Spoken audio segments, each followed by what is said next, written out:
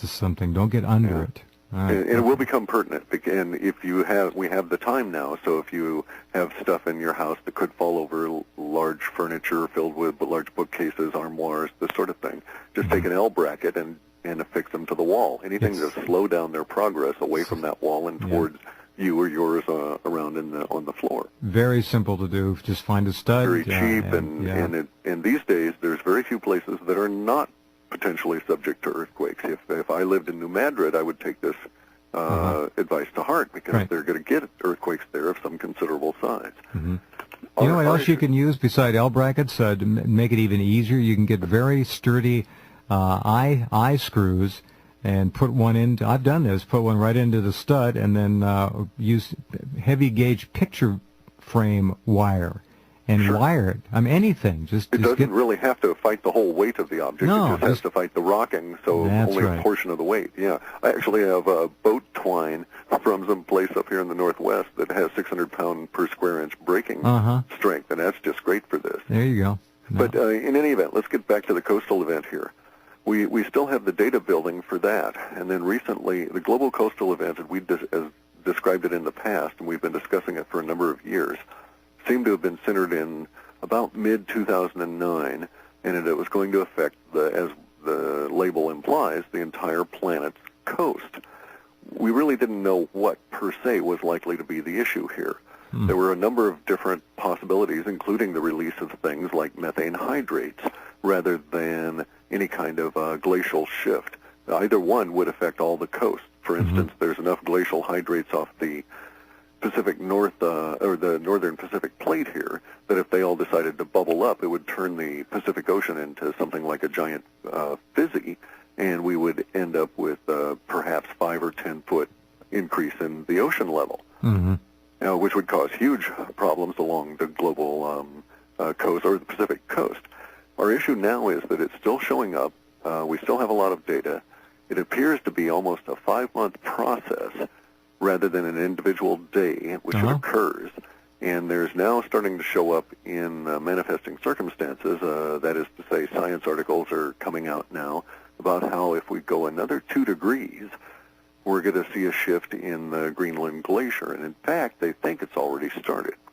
So we may be getting into a period of time which would start in the end of May-ish, right? And would run for the next 5 months, where a lot of us are talking about the coast as we all sit around and watch some glacier somewhere go ever so slowly into the ocean and start the process of raising sea levels everywhere. It's not necessarily a giant tsunami sort of a thing. We actually do show that there's potential for some tsunami action from one of the earthquakes in December, and that's why we've placed that. Another reason for placing it in the Pacific Northwest is we haven't had a tsunami-generating quake up here in about 400 years, so we're overdue. And we have a tendency to put this in with the linguistics, and it kind of fits. So, well, wasn't there a small one that hit Crescent City? That was some time back. I'm talking a decent tsunami, or more than moderate. I see. Okay. Yeah, there was a surge, a tidal surge at Crescent City. I don't remember when, 25, 30 years ago, something like that. Yeah, that was an Alaska quake that had started that. Yeah. That's right. That's right. Okay. Now, here's a quick question. The Canary Islands volcano splitting off and sliding, diving, crashing into the Atlantic. Right. That would cause a very serious problem. You're not seeing anything in your data which I guess you... At this point, that would isolate out to that. It's certainly not the global coastal event. It would certainly cause a giant problem for the Atlantic, but it wouldn't be enough to alter the ratio of water within the Atlantic to Pacific. There actually have been a number of oceanographic studies, and that was one of the things I was headed for as a degree when I was doing college studies, was oceanography, physical aspects thereof. But there have been a number of studies that suggest it might take 50 years for a increase in the Atlantic waters to finally percolate around, so to speak, to all the other oceans. And mostly it would go by way of the Indian Ocean, because it couldn't go around through the narrow passage at the end of Tierra del Fuego in between there and Antarctica. 50 years to equalize? Correct. And there's a couple of caveats here, though.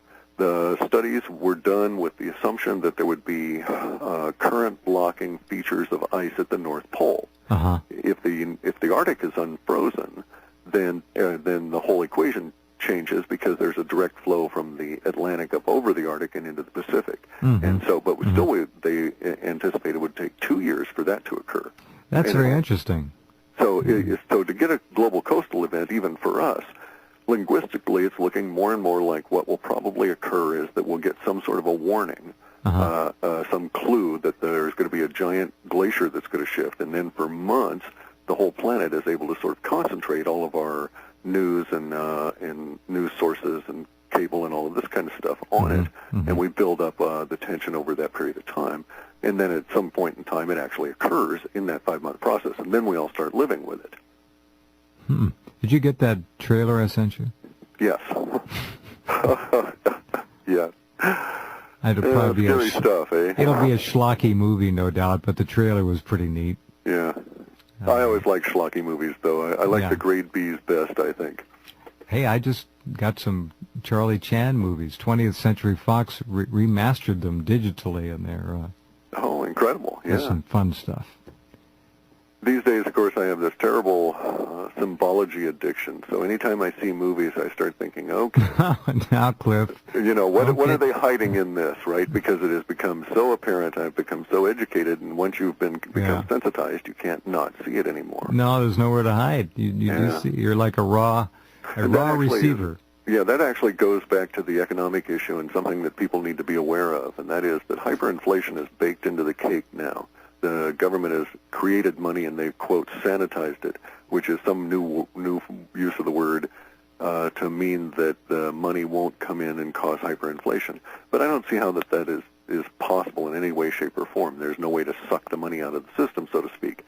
Therefore, the hyperinflation that's going to hit us in 2009 will cause a lot of the building tension language here.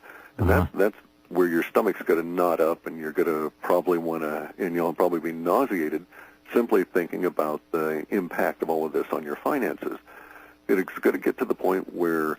Well, people are saying, what finances, Clif? What are you talking about? Well, that's just it, basically. And what I'm saying at this stage is that our data sets actually have some hints that 2009 brings out the first, it's sort of good news in a sense, starts bringing out success stories about people that are going into what we call Bog's life.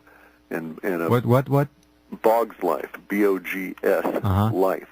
And it's just a beyond ordinary or beyond old government systems, let's say, so that we don't pollute the airwaves any more than we have to. So it's just a contraction of the letters there, and it just made for a nice little label.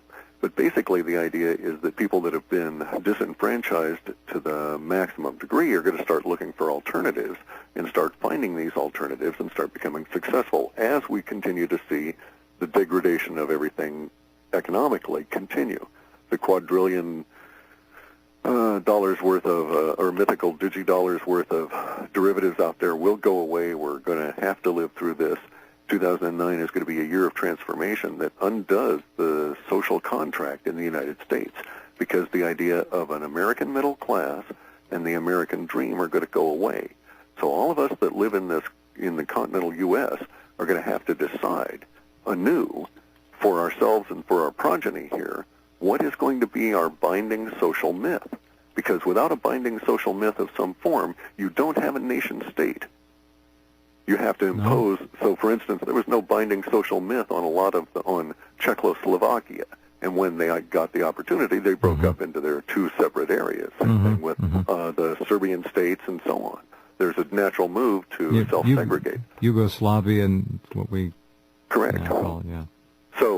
So you get to the point where we're all going to have to decide what makes us a nation, and is that in our interest to continue it? And if we do continue it, how are we going to do so? Because we're already starting to see linguistically strange things crop up that are creating a clear duality between ourselves, the ordinary citizens of the U.S., and the elites. And so as this all goes down the tubes, we're going to have to make those decisions and transform ourselves in the process. So, in a couple of words, if you hated 2008, you're going to blank 2009. Yeah, you might as well just go to bed and stay there. Or, as I prefer to think about it, though, get a weird sense of humor, get fierce, and make it your own. We have a saying, welcome to my mat. Come and demonstrate your art. lots of pies. There you go. Thank you, Clif, very much. Good to talk to you. Take care. We'll talk soon. Okay. Thank you much. Good night. Clif High and his partner George Ure, halfpasthuman.com, reading the Internet, the collective unconscious. Fascinating. Back in 21 hours. See you then.